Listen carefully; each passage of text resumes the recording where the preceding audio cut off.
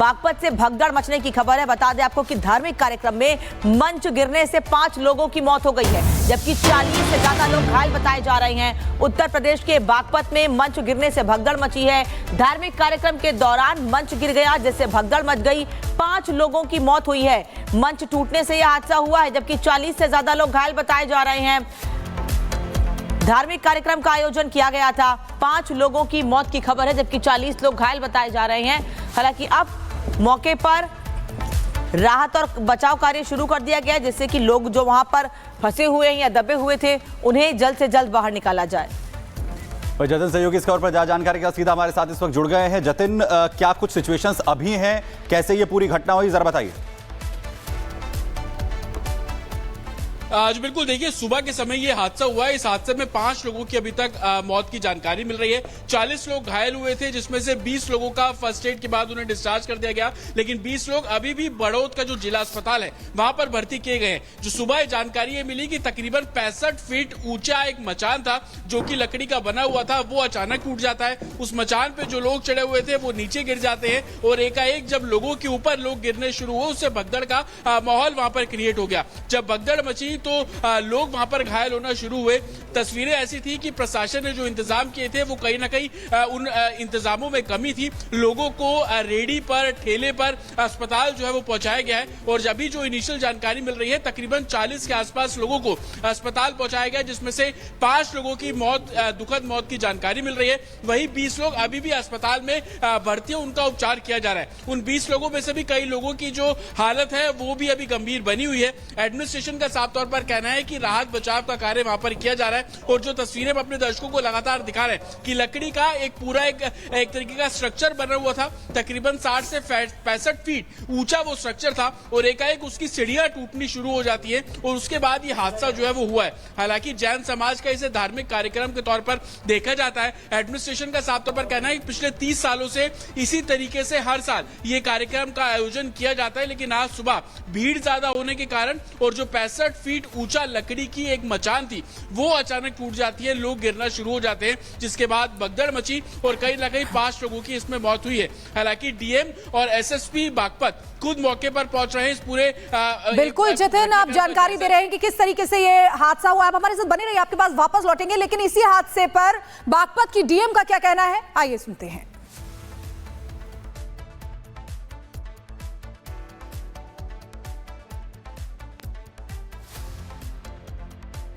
आज जैन समाज का एक कार्यक्रम था बड़ौद में सीपीएल स्कूल में, जो पिछले 30 सालों से हर साल होता है। और यहाँ पे एक वुडन स्ट्रक्चर था जो कोलैप्स हो गया और अराउंड 40 लोग जो हैं वो घायल हुए हैं और उन सभी को 108 की एम्बुलेंस समय वहाँ पर मौके पर पहुँच गई थी। सबको हॉस्पिटल पहुँचा दिया गया है और 20 लोगों का प्रथम उपचार करके उनको घर भेज दिया गया है। बाकी 20 लोगों का उपचार अभी चल रहा है। कोई जनहानि की सूचना तो नहीं? 5 की सूचना अभी तक है।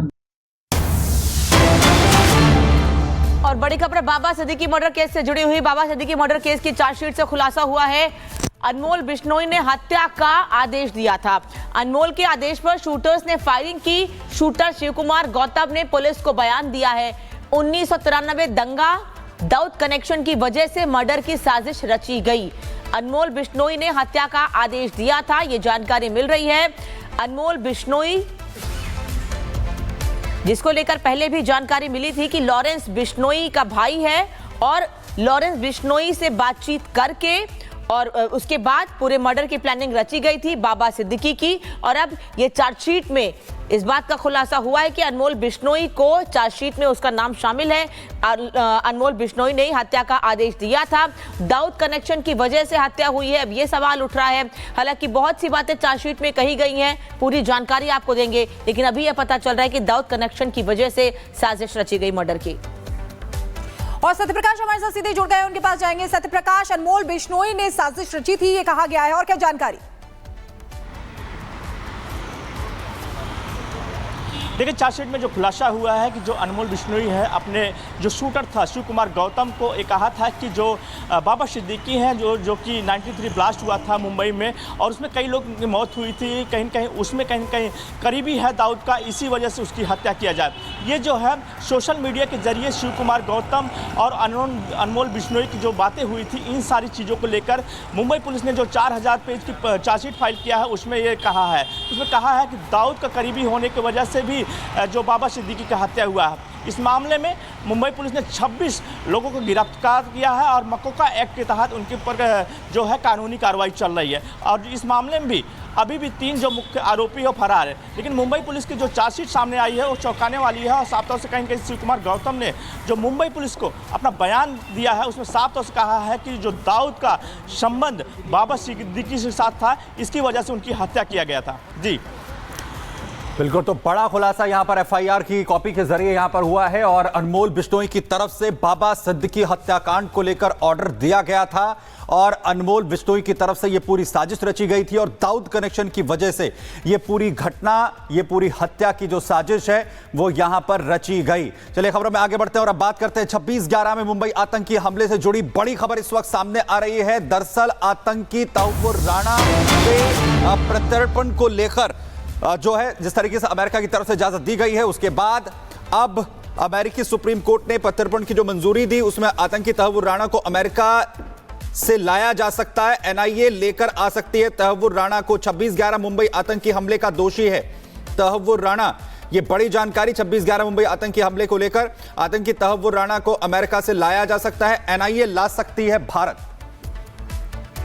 और गुरसिमरन इस वक्त हमारे साथ जुड़े हैं। गुरसिमरन, सूत्र ये बता रहे हैं कि एनआईए प्रत्यर्पण के लिए अमेरिका जा सकती है तहव्वुर राणा को लाने के लिए। पूरी अपडेट क्या है और अगर ऐसा होता है तो कब तक प्रत्यर्पण हो सकता है, कब तक वापस भारत आ सकता है?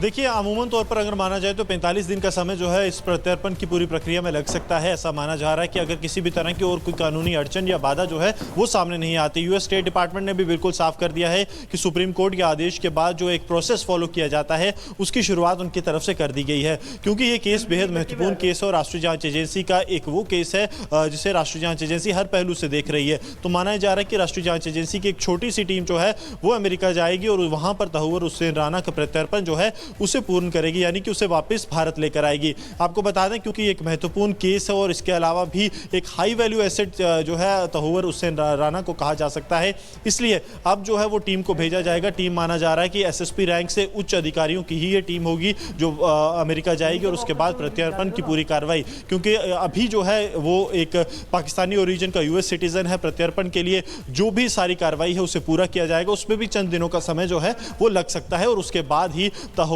राणा को जो है वापस लाया जाएगा।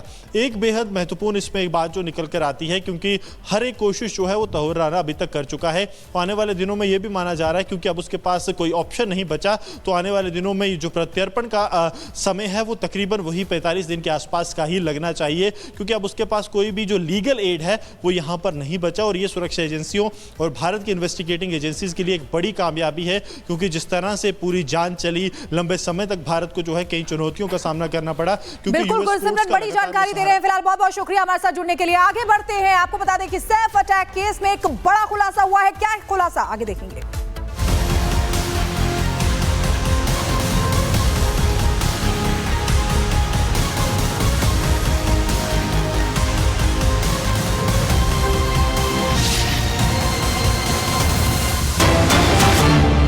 बड़ी खबर आपको बता दें, सैफ अटैक केस में सूत्रों से नया खुलासा हुआ है। सैफ को कर्मचारी हरी लेकर गया था अस्पताल, ये सूत्रों के वाले से जानकारी मिल रही है। सैफ और करीना के घर काम करता है हरी और हरी ही वहां पर अस्पताल लेकर गया था। सैफ को लीलावती अस्पताल लेकर पहुंचा था।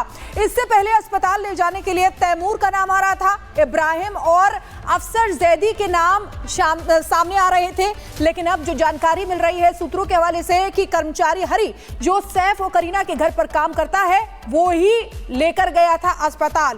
पहले यह आ रहा था कि सैफ अली खान तैमूर के साथ अस्पताल गए थे, खुद से ऑटो में गए थे। उसके बाद इब्राहिम का नाम सामने आ रहा था। उसके बाद ये सामने आया कि अफसर जैदी लेकर गए थे। लेकिन अब बड़ी जानकारी सामने आ रही है। तो सैफ अली खान हमला मामले को लेकर लगातार जो राज हैं वो गहराते जा रहे हैं। अब सवाल कई हो रहे हैं। अब सैफ अली खान हमला मामले में नया खुलासा होता हुआ दिख रहा है। दरअसल खुलासा ये कि हरी नाम का शख्स जो अब इस केस में उसकी एंट्री हो रही है, और हरी जो है वो सैफ को अस्पताल लेकर गया, जो कि केयर टेकर है, वो अस्पताल लीलावती पहुंचा था सैफ अली खान को। यह खुलासा होता हुआ दिख रहा है, क्योंकि इससे पहले अलग अलग नाम सामने आ रहे थे। सैफ और करीना के घर का दरअसल हरी काम करता है, घर में केयर टेकर की जिम्मेदारी निभाता है, और पहले तीनों का जो नाम है वो सामने आया था। पहले 3 नाम जो सामने आए थे, कौन कौन से नाम थे? सबसे पहले इब्राहिम, जो सैफ अली खान का बेटा है, तैमूर का नाम सामने आ चुका है और अस्पताल में ले जाने की उस दौरान बात कही गई थी। वहीं लीलावती अस्पताल में अफसर जैदी मौजूद